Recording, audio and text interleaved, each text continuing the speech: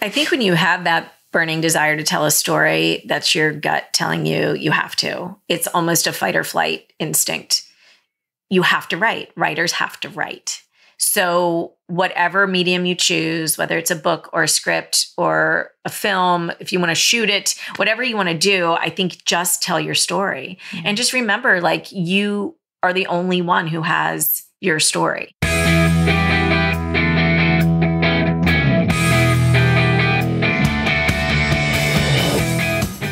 Hey guys, welcome back to the show. This is MILF Podcast, the show where we talk about motherhood, entrepreneurship, sexuality, and everything in between.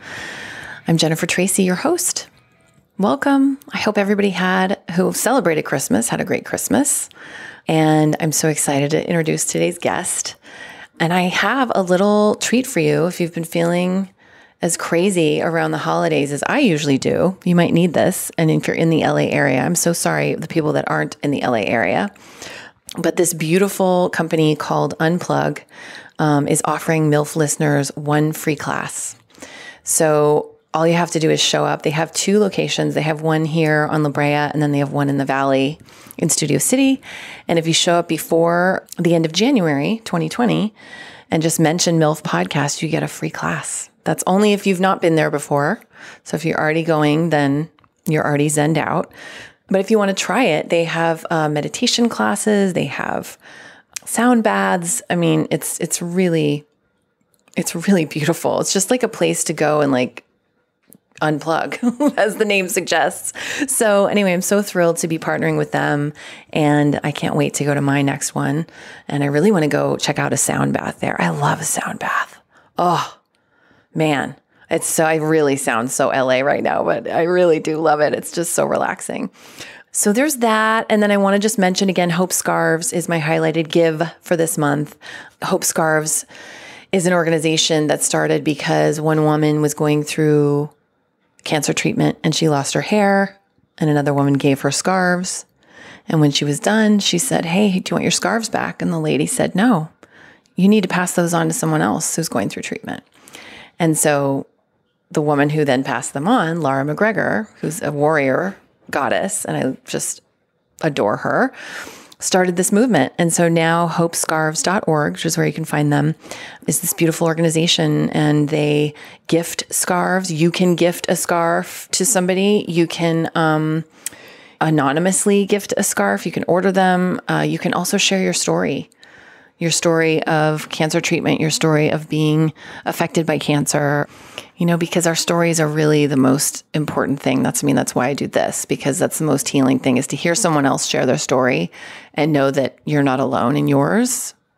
It's just, that's how I can get through my days, honestly. So, check that out. And what else? Just easy does it in this next week. I think there's a lot of pressure to, New Year's and what are you going to do for New Year's Eve? And which is funny because since I had my child, it was so great because I was like, oh, literally nothing and being in bed by 9. I haven't liked going out on New Year's for quite some time. A, because I don't drink and it's crazy. B, because it's expensive and overcrowded. And everybody gets pretty wasted most places. And I just don't, not that that bothers me in any way that it makes me want to drink or anything, luckily, but it's just not my jam. I just don't want to be around a bunch of drunk people. And I really like to be in bed early because I get up at 5 every morning. So, but that's really not what I was getting at. What I was getting at is this pressure to start the new year off and make it great. And 2020 is going to be it. And the truth is yes. And we're starting a new decade and all these things. It's an election year. Oh my God, don't even get me started. But it's also just another day, and every day that we wake up, we have a chance to start fresh and start over. And every hour and every minute we can start over and change things that need to be changed and amend things that need to be amended. So I don't know. I kind of wanted to just say that, I hope you can give yourself a break and just know that you're doing fucking awesome, whatever you're doing. So now I'm going to introduce Erica Messer. I love Erica so much, and I can't wait for you to listen to this interview. She's so badass, and she's so humble, and she's so fucking beautiful. It's ridiculous. I mean, I say it every time I see her. I'm like, you're so beautiful. Like, I can't. I think we might have been lovers in another lifetime or something, because I get around her and I just feel like a teenage boy that doesn't know what to say. She's just so... But I mean, and that's just one layer of how awesome she is. She's brilliant. She's incredibly hardworking. She's so dedicated to her family and her husband. Well, one and the same, but her kids and her husband. Yeah, she's badass. Badass. So enjoy my conversation with Erica Messer. Hi, Erica. Hi. Oh my God, I'm so excited you're here. I'm going to bring your microphone a little closer to you. So, okay, number one, I've had a crush on you from the moment I met you. Number two, you do not age. You don't. I'm like, God, you have not aged a day since I met you. We met a long time ago. Like we met 17 years ago. I was going to say before kids. Before you had kids. Yeah. You're kind to say that. It's real. Lighting or something. No, it's genes. So I want to talk about your writing career, your illustrious writing career. I know you're going to be humble about it because that's who you are. But you are, I'm just going to brag on her because she won't do it. You're one of the top writers in television, top showrunners. Like, you have created, produced, written more television than most women in the history of television. And it's just so impressive. And you're just so talented. And I want to kind of start, if you don't mind, from like the beginning of that trajectory. I'm actually breathless talking about it because I'm so excited. Like, where'd you go to college? Did you always know you wanted to be a writer? Did you write as a kid? Let's start there. Okay. I grew up on the East Coast. And in Maine, right? No, in Maryland. Like DC and Maryland. Yeah. And I loved to tell stories and didn't really write necessarily until there was an assignment that in fourth grade, like, you have to write a book, a children's book. And so I remember loving this assignment and thinking about it and like not understanding necessarily that you needed conflict to tell a good story, but almost recognizing it from all the reading I had done as a kid or hearing stories, there has to be conflict. Nobody really mentioned that when we had to write our book. So I chose this place called Pickleberry Place, but the king was a cucumber. And so there's just inherent conflict in this story. He didn't fit in. He didn't fit in, but he was their leader. Oh, yeah. So it was a whole thing. And I remember... Do you still have that book? I bet it's at my parents' house. Oh. I bet you it is. And I hope it is, because it's probably with all the LPs. That's my guess. It's like in that closet with all the LPs. Yes. The 80s stuff. Yeah. And I never really thought about it then, but when people have asked me since, like, what's the first thing you remember loving to write or whatever, it's Pickleberry Place. It definitely was this little book. And then as schooling went on and term papers and all that stuff, I never had the anxiety that all my peers had about like, oh my God, I got to write this thing. I have to do this. And this was back in the day when you went to the library, when it wasn't like a computer. Laptops, you were researching in a library. Yeah. You were printing on a dot matrix printer. I sound ancient. No, I'm right there with you. But so it's like all of that microfiche. Microfiche. But that's like awesome now. Yeah. Like, if you think about, like, I don't know, I want to tell a show where you have to use microfiche. Yes. So none of it was stressing me out. I mean, other than the normal being stressed about being in school. And then once I got into college, the first couple of years, I didn't know what I was going to do. And where'd you go to school? I went to Florida State, and then Salisbury University, which is a really small liberal arts school in Maryland. And the Florida State year was I was just lost. It was such a big university, and I loved being there. My older brother was there. I loved the sports of it all. I loved all that big school stuff. But when it came to the classes, you're taking your generals and you're in a class with, 1,500 kids in bio. And I'm like, oh, this isn't really how I'm going to thrive. And so I applied to the school that I swore I wouldn't apply to because it was kind of in the backyard of where I grew up, and ended up finding my way there and really settling into communication arts. And then within that, documentary films was like my jam. I didn't know this. Yeah, it went from communication arts to film, television, radio. And then within that, it was documentaries.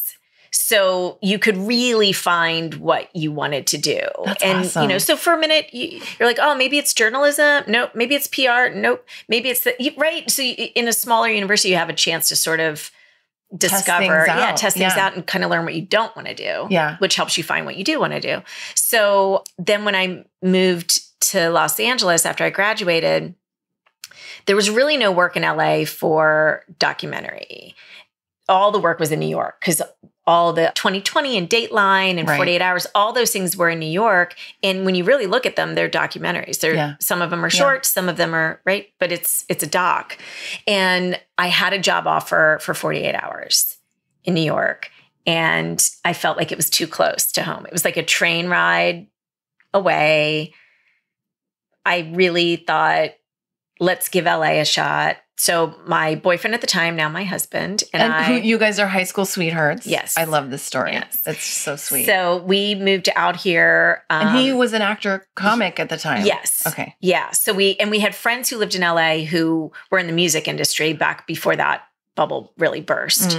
And we just lived in this house on Stanley Avenue, right behind the Starbucks. I know exactly where that is, where all the fourplexes are and stuff. Yeah. But with so many people, I don't even know. I am not even sure. But you have to. You have to. So your rent was still like $1,000 just for the two of you, for your portion of the rent or something crazy. Yeah, something crazy.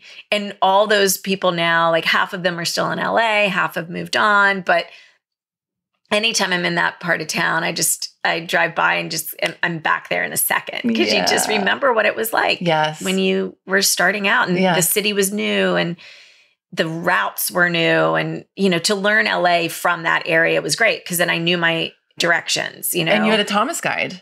And we had a Thomas For those of you not in LA, a Thomas guide now we don't need them anymore, but it was a book because LA is so spread out that was a map. It was pages and pages and pages of maps. And you had to go to the back and get the key and look at it was crazy. Yeah. When you think about it now, or when you try to explain it, it just sounds so antiquated. It's so what are you talking about? But it was a lifesaver. You had to have it. And then they put it out every year, but you could never really afford to spend $50 for the Thomas guide. So you'd get the old one or whatever. Yeah. But the Thomas guide, I don't remember what we were like F7. I was going to say F7 because I live still right near there. Yeah. So when I moved here, I kind of made a deal that I didn't want to do something I could have done back in Maryland. And back in Maryland, I was waiting tables, bartending. I was a licensed manicurist in the state of Maryland. Stop it right now. You were? Oh, yeah. Up until my dad passed in 2004. And he was the one who would always get the renewal thing and he'd be like, hey, Peanut, you want to renew your license? I'm like, yes. Just in case. Until 2004. Oh my God.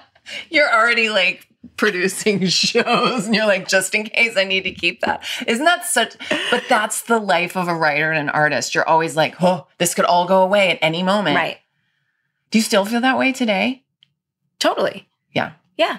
I don't think it goes away. Yeah. I don't know. Yeah. Maybe. I have friends who've had 7 New York Times bestsellers. They're wildly successful authors. And they're like, oh, no, my next book's going to tank and people are going to find out I suck and I will never work again. And I'm like, what? But it's the imposter syndrome. And I'm convinced, I've not written a book, but I'm convinced every script will be the one that's they find you out. So, okay. So you said you didn't want to do what you could have done in New York. So what was offered at the time? And how old were you? 23? 23. Yep. And I just sort of made that deal with myself. I don't even think I said it to anyone else. Just okay, don't go work at the Gap. Don't go work at a restaurant. You could have done that there. get yourself in and around the people you want to be in and around. So I had a friend who had lived here for a few years. He knew of a temp agency. And back in the day, the temp agencies were so sought after that you had to be recommended. Oh, it was a whole thing. It was a whole thing. It was very hard to get work as a temp. Yeah. And so my friend said, call this temp agency. There's a whole story there where I went to the temp agency, which is on Wilshire and La Cienega for all the LA people, on the corner of Wilshire and La Cienega. So here I go, like, I kind of know where I am. Yeah. And I go into this big building and I'm like, I'm looking for this temp agency. And the gentleman at the door is really lovely, but he's like, honey, I think you're in the wrong building. I was in the Flint publication building. And I think he just like saw this like wholesome girl walking in and was like, yeah, no. So it was across the street. It was still Wilshire and La Cienega. It was just the other side of the street. Yeah. Anyway. And then, I mean, it took like weeks to get an interview with them. Then I was on their list, like deep on their list. So I think I didn't get work until August. And I had moved here in June. Oh, wow. So even though I was like trying to get my ducks in a row, it just took a while for it all to happen. Yeah, and then once I did, the agency had a contract with Fox. So all of the work was happening on the Fox lot. And with the studio network, didn't matter. You just went where you were needed. And my first long-term gig there was in the casting department at the network. And everyone was so nice. Oh, just like the nicest group of people. Yeah. And the other assistants were nice. And then I just started returning to sort of that third floor of Building 88 on the Fox lot. And all the other assistants just kind of took me in and they're like, here's the job list. Here's the opportunities with the company. You should apply and, think about this one, not that one. They knew who the nice people were to work for and all that. And I applied for a job with a guy who had just been promoted to vice president of drama series. His name's Jeff Eckerly. And he was super nice and from Wisconsin, sort of a small town Midwest guy. And I started working for him in September of 1996 and got to see what it was to be a network exec. I saw every script that came in, every cut that came in, sat in on notes calls.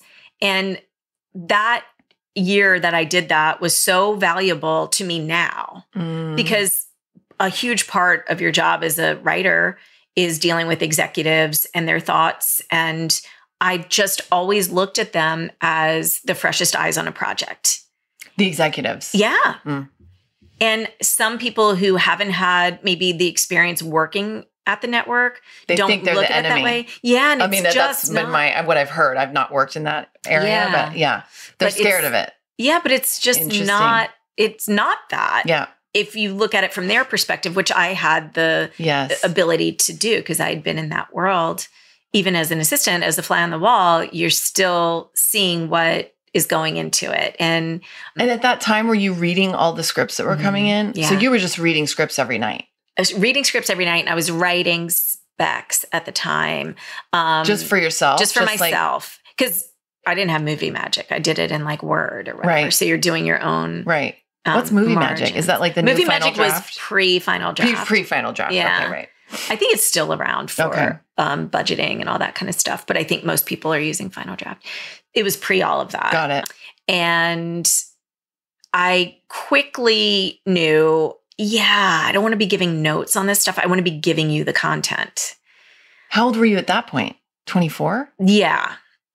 That's amazing. So And I just want to pause for a second and recognize that for our listeners and viewers, like, yes, you were a temp at Fox, and yes, like you said, everyone was really nice, and then they gave you this sheet, and you got this job with Jeff, and that speaks not only to great fortune, yes, your right place, right time, but like your work ethic. And I know you personally, so I know that you showed up early, you helped as much as possible, you were always ready to work, and you were always pleasant. And that's so important. Even if you're not doing the job that you were like, I'm meant to be a writer, which you weren't necessarily sure of yet, but like the way that you showed up for each step of the way, for the temp job, for the next job, like that speaks to like getting the next level up in opportunities. Right. And it's so important. And I'm sure you see that now with kids that work under you, you know, the young kids that are coming in. Yeah. When you recognize that work ethic, you just want to hold on to it because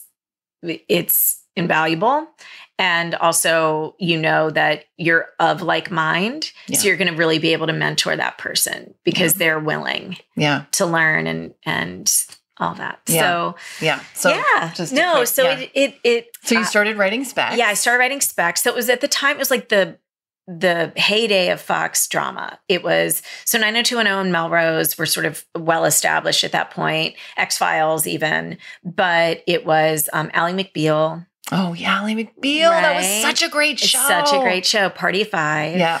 You know, even New York Undercover. I mean, there were a lot of amazing dramas. Yeah. And I knew all of the assistants because their bosses would call my boss. And so we would say, hey, you know, it's me, Jeff's calling for your boss. And I ended up becoming friendly with quite a few of the assistants. And my girlfriend she was in grad school in San Diego, and she needed a Sony camera, which was going to cost her like a boatload of money. And I knew that the Party 5 people could get discounts at the Sony store. So I like arranged this thing to help my friend get a camera, my grad student friend, and went over and met finally face-to-face Deb Fisher, who I'd been talking to all the time. And she worked for the exec producers of Party of Five, and I worked for the network equivalent. And so we finally met. We're getting my friend Cindy this camera. Later, Deb and Cindy know one another, which is funny. And then I say like, hey, is there anything ever open in the writer's room as an assistant or anywhere on the, you know, I'd even go to editing because I did editing on my own projects when I was in college. So anything. And she said, maybe something could open up, but right now we're staffed. And when I figure like when I was asking for this, it was in the summer and the show had already been, writers had been back since June. And anyway, then come like October, Deb said, hey, I think there's going to be an opening. One of the writers is leaving to do a pilot and he's taking the assistant.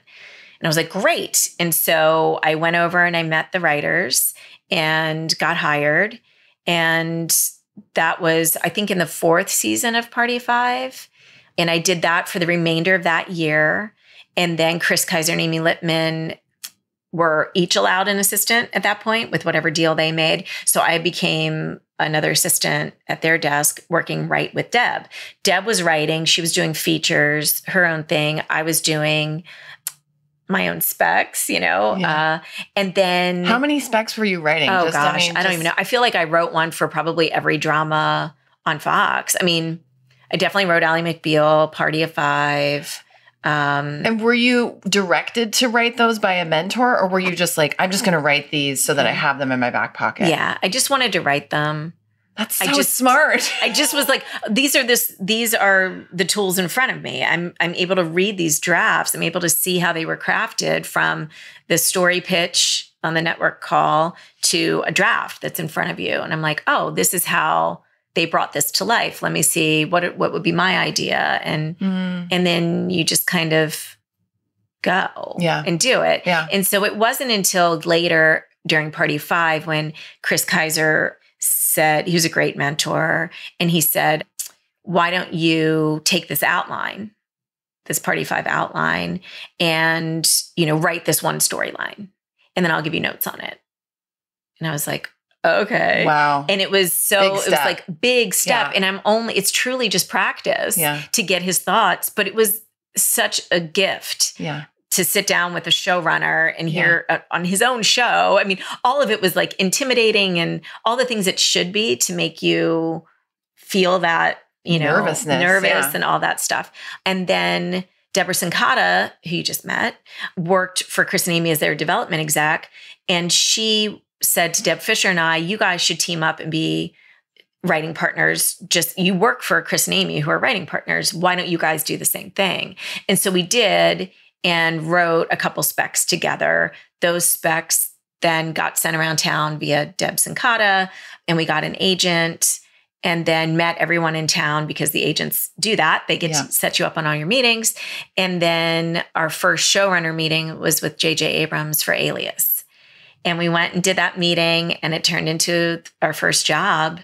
And then it was Alias for 2 years, The OC, Charmed for a year, and then Criminal Minds. And Deb and I wrote on that together for 4 years before she moved on. And then I stayed for another 12 years, 11 years, something like that. Yeah. Yeah. Well, and so you were a writer on Criminal Minds, but then you graduated up to the top. Yeah. So when Deb and I started on that show, we were co-producer level. We had been co-producer level, I think, on Charmed maybe the year before, but it was one of those new shows. Criminal Minds was a new show. They only had this much left in the budget by the time we got hired.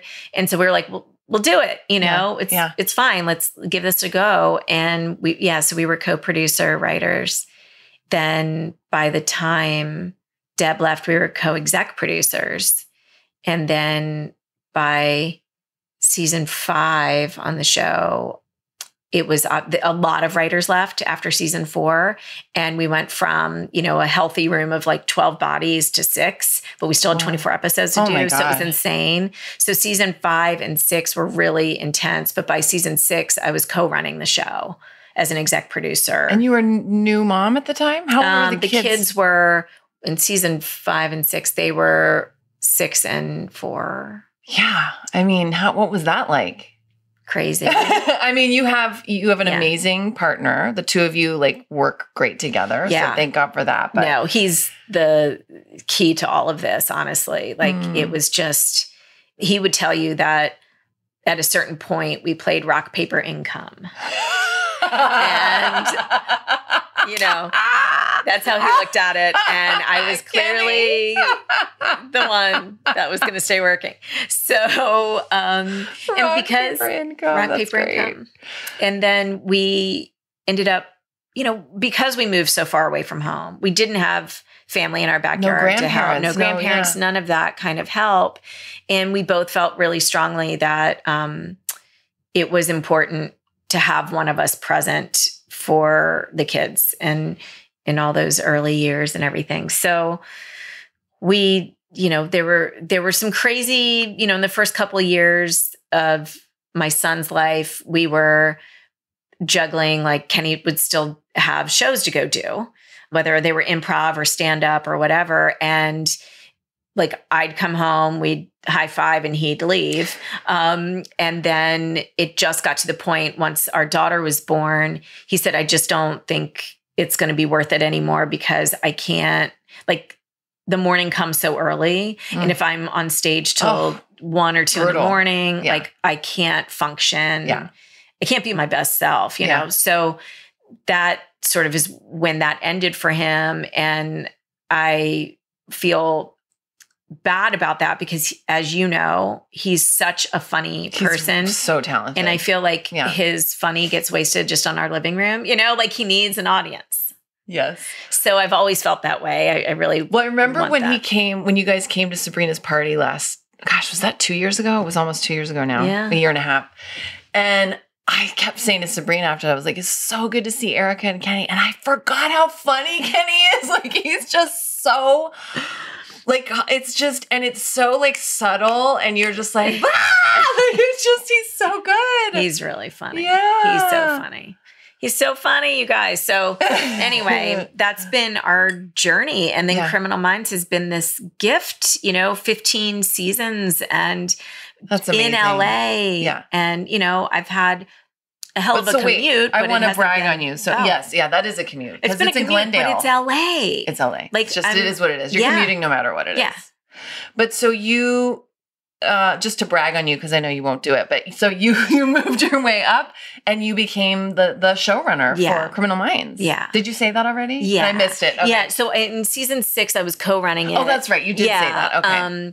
Ed Bernero was helping on the first spinoff of the show called Suspect Behavior. Right. Okay. And then Simon Mirren and I ran it as co-showrunners when Ed stepped away. That was season 6. And then in season 7, both Ed and Simon moved on. And I was the last remaining writer. And it was the show was, I think nobody really knew what the special sauce was, except for the ones who had been there from the beginning. Yeah. And like bringing in someone new is something that was very typical of a network at the time. And I was so thankful that Nina Tassler saw the ability and strength. Nina is, I'm sorry, the show creator? Nina Tassler used to run CBS. Got it. She was like the head of Got it. CBS Entertainment. So she was our network boss. Got it. And she had sort of seen what the show had gone through over the years and my role in the show in the last couple of years. And with Ed's blessing of saying, you can leave this in Erica's hands, they did. Wow. And I felt like the show has always been sort of that middle child. It's literally, you know, I have a kid in 2004, that show in 2005, and a kid in 2006. So it has been the middle child for our family. Yeah. And I've always felt such a protection over it that the show, the characters, the crew, the cast, all of it, I've just, because I was there from the beginning and I just always wanted the best for it. Yeah. And so staying there was kind of a no-brainer. And the fact that it went on and on and on and on was every year just felt like a bonus for us, you know? So we were like, well, here we go. Now it's season 7, now it's season 8, all the way to, you know, when we air the final 10, it'll be season 15. So incredible. And people just love this show. They love this show so much. It's so resonant. So I want to speak to the fact that you are a woman and it's tough out there for female writers in general. And I've shared this before, I think in the symposium, but I also talk about it on my show, how the reason that I actually am revising my novel now is that my friend, Annie Jacobson, who's also my mentor, who's a nonfiction writer, very successful, who started as a journalist. I came to her, I was 38 years old, no TV writing agent, I'd never sold a script. And I said, I have this idea for a TV pilot, but I don't know. It could be another format. And she looked at me dead in the eye. I'll never forget it. It was like one of those lightning bolt moments where this person that you respect so much, she said, write the book because you're you have never sold a script in Hollywood and you're a woman and you're 38, they will eat you alive. She said, if you write the book, you will own the manuscript and you'll have more control over it. And so I set about this monumental task of writing a book. Yeah. And I also share this other story. Another woman I've had on the show is my friend Claudia Lano. I don't know if you know her. She does comedies. She's also a showrunner, show creator, prolific writer, just like you. And I met her when I was 23 and I was like, I'm an actress. Blah, blah. And I was like, but I write too. I didn't talk like that. I just am making fun of myself. And she said, get a job as an assistant on a show. Get a job as a writer's assistant on a show.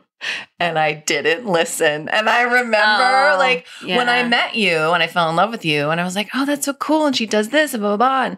And I was acting and pursuing acting. And I just watched your career go like this. I was like, that's what Claudia was talking about. You know, not that that would have been my trajectory either, but I'm just saying it's hard to be a woman. And, you know, I mean, do you have anything to speak to that? I think it is hard, it's sort of like period, end of sentence. Right. Yeah. But I also think it is all those other things that stand you apart, whether you're a man or a woman, right? It is the work ethic. It's you want to be around this person because they're not cruel or, you know, all these other things that can happen in this business. We have to be so vulnerable as actors, as writers, as directors, even, you know, you're putting your art into the world. You're so vulnerable in that. And when there's people who just want to cut you down, it makes you go quiet. It makes you do all this other stuff where you're then not shining. And so I've been in plenty of rooms where you weren't encouraged to talk. You weren't encouraged to shine. And I knew that whenever I had the chance to have a room, that I wanted everybody to know they were safe. And that this job is hard enough as it is. We don't need to be hurting anyone purposefully, or, I think there's a lot of people who are just like naturally think it's them or me, and I've got to knock them down for myself to succeed. That's not how it is, but I know that's how a lot of people were raised, or it's how they feel you have to be in the workspace. And you don't. Yeah. But then I think it takes people to make those changes along the way. Yeah. Leaders. And then, my job is to do that, but also to, help the next person up and say, okay, and now you're going to help the next person, right? Yeah. And it's sort of that deal that you make with your replacement. Yeah. And like, they're not your replacement yet, but they will be. Yeah. And when they are, you need to know that they're going to keep doing the same thing. Yeah. It's like raising kids. It is. Really. Yeah. Like you want them to go out and be kind and have integrity and, yeah. I love that perspective. That's so generous. Oh. It makes sense. Good. So tell me what you're doing now. So now I have a company that's through Disney, and Deb Sincata, who I knew back in the day with Chris and Amy, is the president of development. And we have projects. We have 2 for ABC Network. One I'm writing and one I'm godmothering, which is another big thing that I'm encouraging people to do who have a skill set. That sounds amazing. So it's helping writers who have never run a show themselves, but they're great writers and they have great ideas, and just saying, I'll be there beside you. And when your show gets picked up, I'll help you run it. I'll help you figure out the budget, and I'll help you hire the directors and go through casting sessions and, all of those little things that need to happen that can feel overwhelming initially. But once you do it, then you've got that skill set. It's riding a bike, really. Yeah. But it can feel really overwhelming because in addition to all of those things that need to happen, you need to keep the story moving forward and the writer's room going and all of that. So there's opportunities to help these other writers. And I want to, when I meet people that I connect with on that level and I like the ideas that they have, I'm like, hey, I'll partner up with you. So I have one of those in development for ABC Network, and it's a passion project for the guys. It's Matt Partney and Corey Evett, who have had success in selling pilots, but nothing's gone on air yet. And it's a story of Matt's family. That they come from a family of nurses and everybody works in the same hospital. And you go back in time to 1964 when the matriarch of the family really founded like the accident room, which was the precursor to the emergency room. And she's a hero at work, but as we see present day, she's not a hero at home. And it's like she sacrificed so much for so long. And, there's kids who are okay with it and kids who aren't. And it's just a complicated, messy family drama. Yeah. So that one's a lot of fun. And then I'm writing one about a mother and daughter who discover that they are both working for an intelligence agency. The mom has retired and the daughter got tapped to be in it. And the mom figures that out and then she rejoins.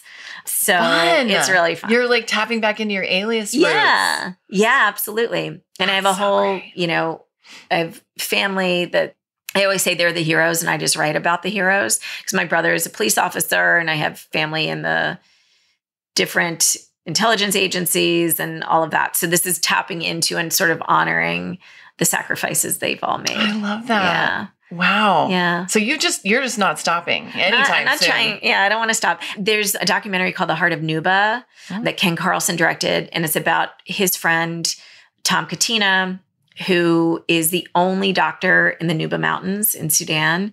So it's the story of this remarkable man and all the people he works with and treats. And so I've adapted that doc into a limited series. So that's in the works. That's amazing. And then, oh my God, I can't wait for that. Yeah. And then a couple others that I probably can't talk about yet, but they're all, deals are being done for those. And then I produced my first feature called The Biggest Little Farm.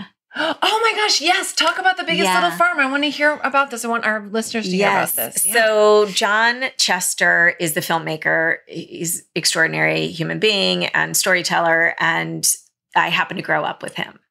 So when he and his wife, Molly, bought this farm out in Moore Park in 2011, John sort of put away all of his cameras and focused on being a farmer. And every time we would go out there, I'd say, "You're filming this though, right? Like you're filming how this pasture just changed and you're documenting it, right?" And he's like, yeah.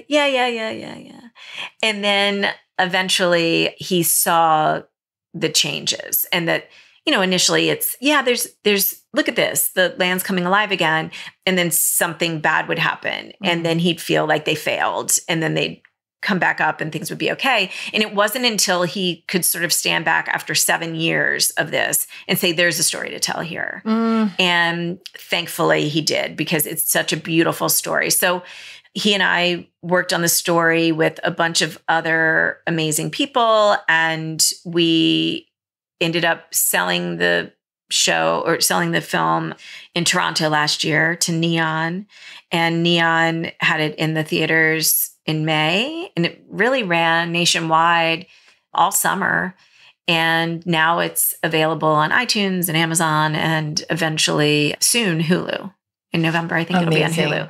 And so it's kind of getting a second wind, because people are able to watch it in their own living rooms now. Yeah. So it's a beautiful, beautiful story, and so hopeful, so inspirational. Yeah. It's the kind of storytelling I think we all need right now. And people are able to really connect, even though they aren't farmers. You can look at this and see what the challenges are and relate. And there's a big challenge with some coyotes on the farm that are eating some chickens, spoiler alert. But John's able to sort of look at that as an opportunity for a relationship. Like, how is this coyote helpful in my life? Not just how is he hurtful. And then after people watch the film, they're like, I've got a coyote. Of course. I'm like, right? That's such a metaphor. Ding, ding, ding, ding, ding. Yeah. Like, oh, it's so great. Like, I've got a coyote, and I'm trying to figure out how to work with them instead of against them. And it's that kind of thing that I think is universal, but we're doing it in this way that's sort of distracting, because it's this beautiful journey of a couple wanting to make a difference in the world and live in harmony with nature. Yeah. Easier said than done. No kidding. Well, and it's so grounding and refreshing to hear and watch a story like that, because, I mean, like my son, who's 10, we live right in the middle of West Hollywood. We always have. I've lived in the same house for 20 years. And he will proclaim openly, I don't like the city, Mom. I don't want to live in the city anymore. I want to live where there's wide open spaces. Like, he really doesn't like, he has some sensory issues and he has ADHD and so forth, but it's too much for him. It's just all too much. And my parents live off the 101 up, and it's just quiet. And there's kids in the neighborhood. He can literally get on his bike, and it's just that kind of world. And I'm also obsessed with farming. Like, I have a dream of like one day owning a farm and having like the wind things and like being off the grid and like having chickens and goats. And it's just so, I don't know, to feel like grounded and with the earth like that. I've never experienced that. I'm such a city kid, Right. I love that. I can't wait to watch it. I know. I'm excited for you to see it. It's really magical. Oh, yeah. Oh my gosh. Yeah. So, is there any advice that you would give to someone who is maybe starting out their writing career, regardless of their age or gender or, where they live? Just someone who's kind of having trouble making that first step into like, I have this thing, it's burning inside me, but I want to write it, but I don't know. And just that, do you have any advice for somebody like that? I think when you have that burning desire to tell a story, that's your gut telling you have to. It's almost a fight or flight instinct. You have to write. Writers have to write. So whatever medium you choose, whether it's a book or a script or a film, if you want to shoot it, whatever you want to do, I think just tell your story. Mm-hmm. And just remember, like, you are the only one who has your story. Yeah. And sometimes it starts with you even doing a self-analysis. Why do I want to tell this story so badly? What is it about this? And sometimes that can sort of quiet the voices in your head, or you really can analyze it better. Yeah. But I think it's when you have that desire and it's so strong, you have to listen to it, because you'll regret it if you don't. Yeah. That's the thing, right? And then the years go by. I found this with stories I've started and then shoved away. I'm so guilty of this. And it's part of why I teach people. It's like, just do it. Just even if it's like using your voice memo on your phone and just like getting it out of your body, getting it out of your head. Yep. That I'll think of something I was going to write like 20 years ago. I'm like, oh, why didn't I finish that? You know what I mean? Yeah. And it is regret. I have regret because I don't have a grasp on that story anymore. And it's not what's coming up now. Right. It's like, you got to get it out onto the page or whatever it is. Yeah. So, I'm always surprised when I go back and read something that I had written. I'm like, oh, I'm glad I told that then, because that story's not even in my head anymore. Yeah. Yeah. So different. Everything changes. Yeah. Oh my gosh. Thank you so much. You're welcome. You're amazing. Oh, you're so amazing. God. Like, I could just talk to you forever. Okay. So I'm just going to ask you 3 questions that I ask every guest. Okay. And then a fun lightning round of questions. Okay. What do you think about, Erica, when you hear the word love? I think family. Yeah. If you could live anywhere in the world other than where you're living now, where would you live? Oh, wow. I think it's a toss-up. I think I'd go move onto Apricot Lane Farms with John and Molly because it's so beautiful. Yeah. Or go try to find my own Apricot Lane Farms. Yeah. Or Italy. Yes. Any particular part? No, we just went for the first time last Christmas and I just felt better there. I ate better. I felt better. I walked all the time. You are the 3rd person in the last week that has said those exact words. They said, I interviewed another one. Oh, it was Jenna Elfman who was on the show. Yeah. She went with her family and she said, it's just, they know how to do it. She's like, everything is just so like, oh, come. Like everyone's so relaxed. They're like enjoying it. She's like, and we don't enjoy it that way. I know. It was that's a good way to put it. They enjoy it. They enjoy life. It's like no hurry for anything. Oh. You walk everywhere. Oh, I love that. I miss walking. I know. I really miss walking, actually. I love my car, but yeah. How do you define serenity? Oh, that's a good question. How do I define it? Just finding stillness, being present, quiet. Yeah, when we can grab it. Okay, lightning round of questions. Fireside or oceanside? Oceanside with a fire? Yes! Good answer. Favorite junk food? Just potato chips, I think. Any particular kind? No. No, I'm not it used to be salt and vinegar, but whatever they got at craft service. There's an Utz brand, or Hers back east that makes this Old Bay chip. Yes. Yeah, I would say they did a show about it on The Office. Yeah. They did an episode about it. Oh my gosh, Jim's trying to get it for Karen. Yes. Because you can only get it back there. Yeah. Hers of Pennsylvania makes it. Those would be, if I could only have one chip for the rest of my life. Crab chips. I love it. Do you like theme parks? I like going because the kids and all that, but no. And part of it was when I was a kid, maybe, yes, but I'm not a roller coaster person. Oh, me neither. And if it's super crowded, not a fan. And since I worked on Criminal Minds, all I see are the creeps. Right. I bet you do. It's almost weird. It's almost like things go sepia tone, and then the people that are there without children stand out to me. That's one question I didn't ask you, and I want to ask it now because I think we've had a conversation about this over the years. Like, working on a show like Criminal Minds is intense because you're like, I would assume, researching all these psychopaths and like getting statistics and real numbers. And how has that affected your own psychology, your own like mental well-being? So in the first couple of years of the show, it was really disturbing because I had never even written on a procedural before, let alone something about serial killers. And a lot of the writers had not either. So, I mean, they had all written character and procedural, but it was, learning about serial killers is a very specific research. And in the first couple of seasons, it was very upsetting. I didn't have a wall built up. And then probably by like the 4th, 5th, 6th year, it was almost like being in grad school or something where it's textbook and you're reading and you're like, oh, well, this thing here kind of reminds me of this person over here. And then you're just fascinated in the behavior of it. Yeah. So I stopped being as paranoid. I think paranoia was hitting.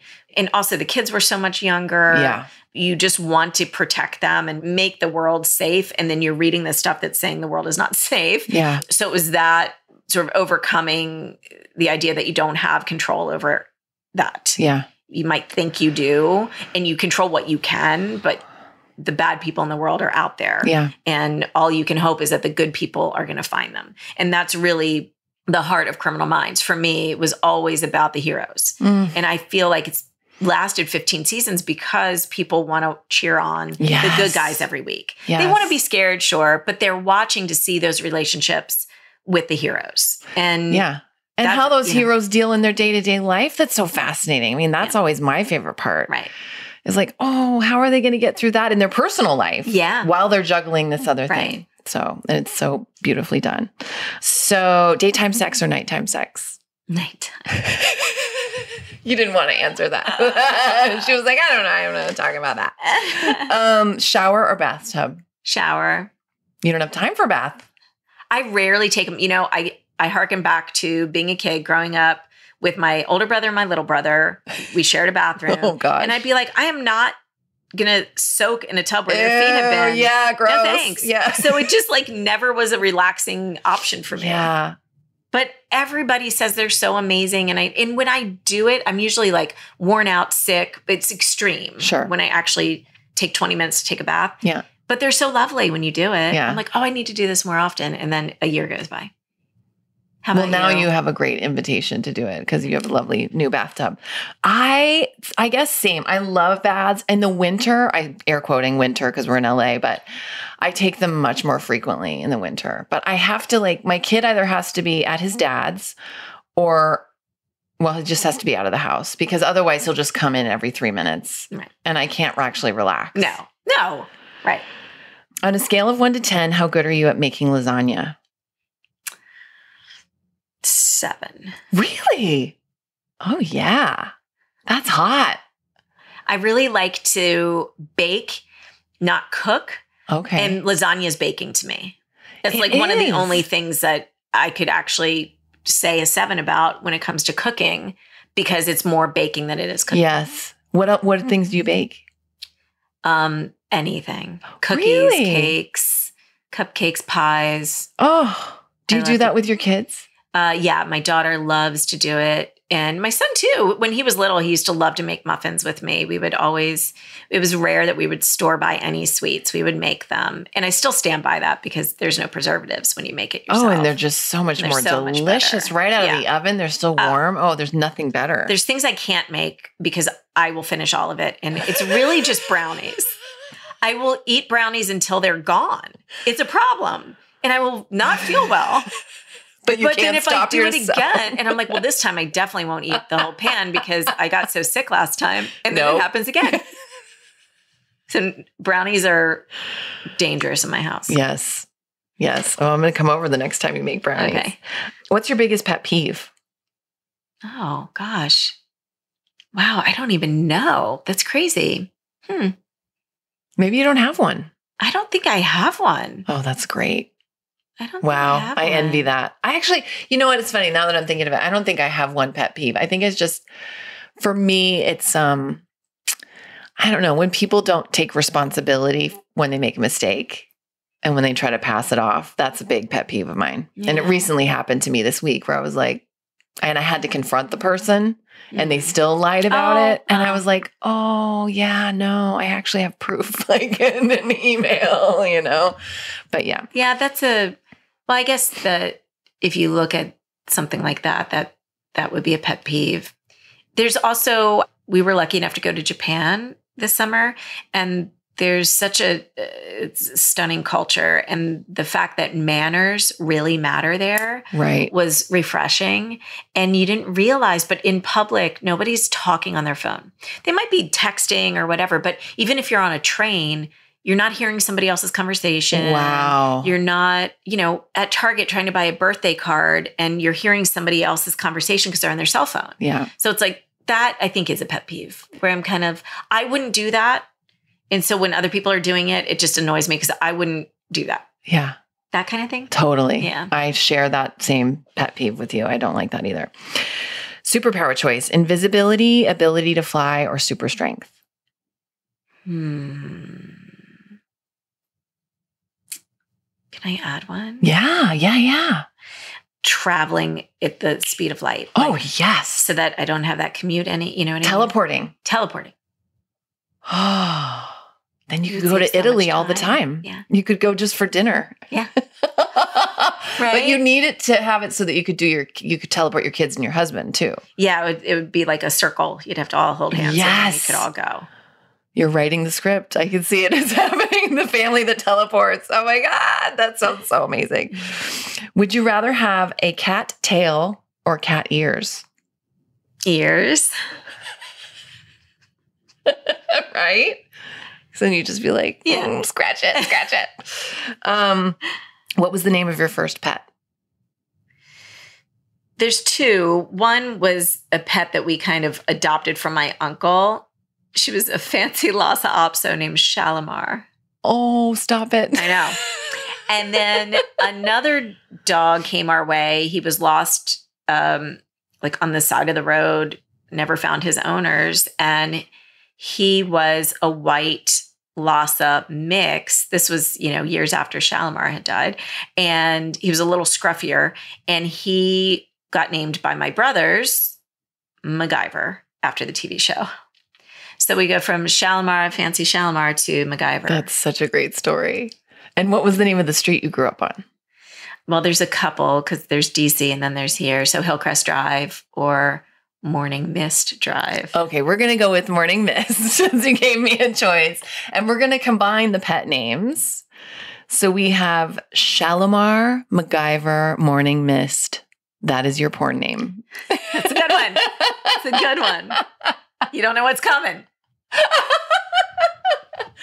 It's a sexy detective, but also there's some action adventure in it. And then there's a little bit of meditation at the end. Exactly. Oh my God, Erica, I love you so much. I love you too. Thank you so much for doing this. You were so welcome. Oh. This was fun. Thanks so much for listening, guys. I really hope you enjoyed my conversation with Erica.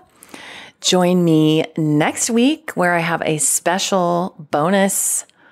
It almost sounded like I was going to say where I have a special boner, but I won't have a special boner. I have a special bonus episode. I told you Erica makes you feel like a teenage boy. I have a special bonus episode for you on New Year's Eve. I did it last year and I loved it. And so be on the lookout for that. If you're subscribed, it'll just pop up in your playlist. And if you're not subscribed, what are you doing? Get subscribed. Subscribe. And also be sure to check out unplug.com. And if you are in the LA area and you go to a class, you can mention MILF Podcast and you will be able to redeem one free class before the end of January. Thanks so much for listening, guys. I love you. Keep going.